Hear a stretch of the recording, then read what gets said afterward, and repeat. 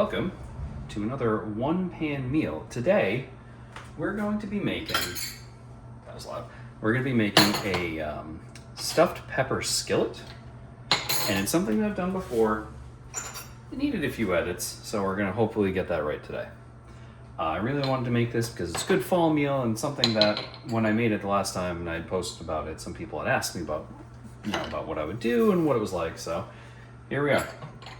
First thing we're going to start off with is we're going to heat a tablespoon of oil, olive oil, vegetable oil, whatever you use, in a deep pan, a deep frying pan or skillet like this one here. And we're going to heat that on medium-high heat. And then we're going to be adding our ground beef. Now this recipe was designed with the idea of 2 pounds of ground beef, but that's like a standard ground beef or beef mince if you're British. That would be like an 80-20 blend. I'm using a very lean 93.7 blend, so it shrinks less and gives off less moisture, so it should be okay, because I have about 1 1/3 pounds, because that's what the package is. Just waiting for this.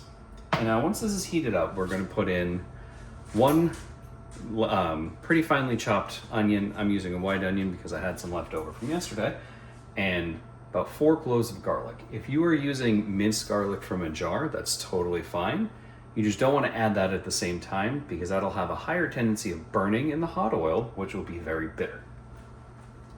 So I'm going to throw that in there. And I'll throw in a little bit of salt and pepper on the onions, and the salt is literally just to draw out some of that moisture. Give it a nice, good sizzle going right before we add our beef. Now ideally, you would want to use something more rude. You'd want to use something more like yellow onion for this, just for the flavor and the slightly heavier texture. Like I said, I had a white onion left over and I had no other plans for it this week. So that's what we're using. You give that a stir. You want that to go until just about you can really smell the garlic, because again, you don't want to burn garlic that's very bitter. So now we're going to add in our beef. I'm just going to break that up and cook it until it's browned.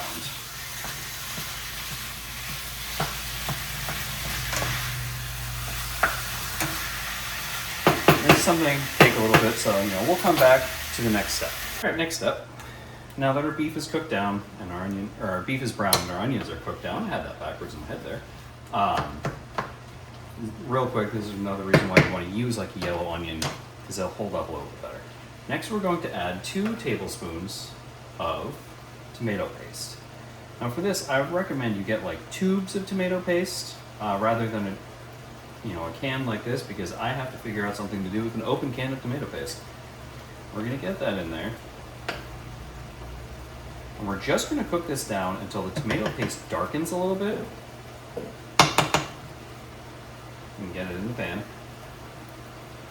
It's another reason why using a tube might be better. You can just squeeze it right in there. Because the longer you cook and more you do, the more you can really eyeball things and be pretty spot on. Alright, so there's our tomato paste in there. Now we're just going to stir that in and we're going to wait for it to darken a little bit. It's probably only going to be about a minute or two. And then because this is a stuffed pepper skillet, we're going to be adding in a medley of peppers. I'm using a green bell pepper, a red bell pepper, a poblano pepper for a little bit of bite. So like I said, last time we made this, it felt a little light on flavor. And then we're going to also have sweet mini peppers, because those are buy one get one free right now, and this is a great thing to use them for. Alright, so it's starting to darken a little bit. Break up some of the last chunks of beef.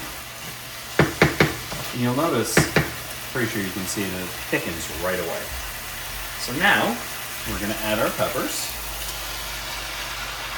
And we're going to cook until those soften a little bit.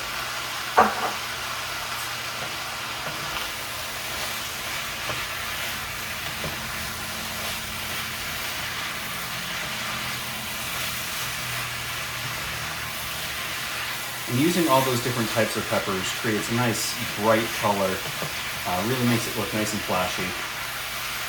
And they all have, a variety of textures, like green peppers can be a little more hearty than a red pepper. They have, slightly different flavors, so it gives a nice depth to it.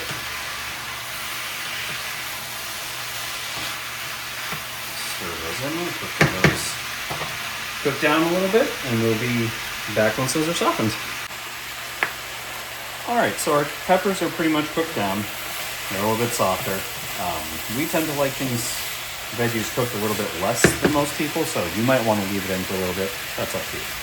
Next, we're going to add our seasonings, rice, broth, and a can of tomatoes. Now, I'm using a can of diced tomatoes. You're going to pour that right in there because you want that extra liquid. You're also going to stir in 2 cups of an unsalted or low-sodium beef broth. That's obviously going to kill all that sizzling and sauteing. Just give that a good stir. Next, we're going to be adding our seasonings. Now, this is going to be you can use a pre-made Italian seasoning. I don't do that, they have too much sodium. This is going to be a half teaspoon of red pepper flakes, or a half teaspoon each of red pepper flakes, basil, parsley, oregano, garlic salt, garlic powder, onion powder, and pepper, like black pepper. You're going to stir that in there. Next, you're going to take a cup of uncooked rice. I'm using jasmine rice. Just going to pour that right in there. And you're going to stir that around. And you're going to wait until this comes to a boil. Now, it's already starting to boil a little bit because this is the intense burner on this stove. But you want to make sure you get that rice in there nice and incorporated because it is going to expand and you want it to absorb all that moisture. You don't want it sitting on the top. So now that that's in there, with all the seasonings and the rice, a little rice on the side, you're gonna bring that to a boil and then you're gonna cover and you're gonna let it simmer on a medium-low for about 20 minutes until most of the moisture has been absorbed.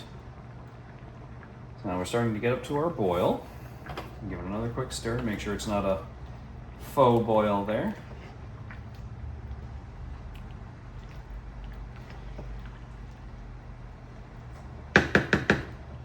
Cool. I'm gonna throw our cover on. I'm gonna put it down to a medium-low and we're gonna let it sit for about 20 minutes. And we'll be back for the next step.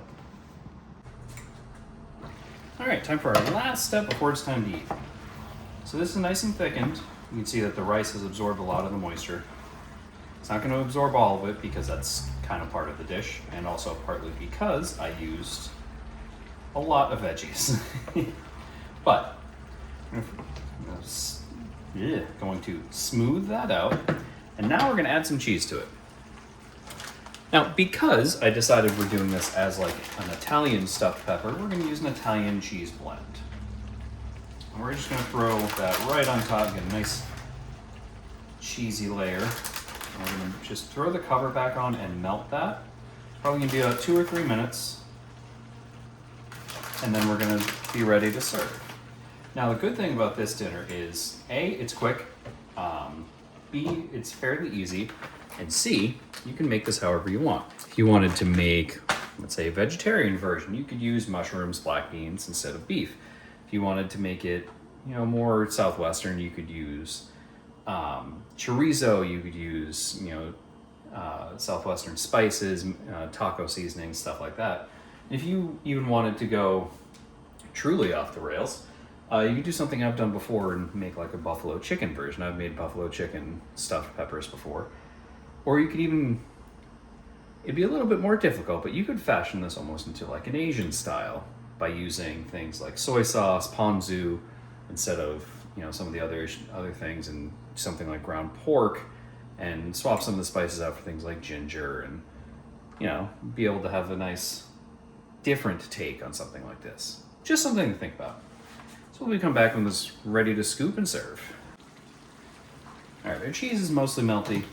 I'm stopping it here just because I don't want it to overcook any of the meat or anything.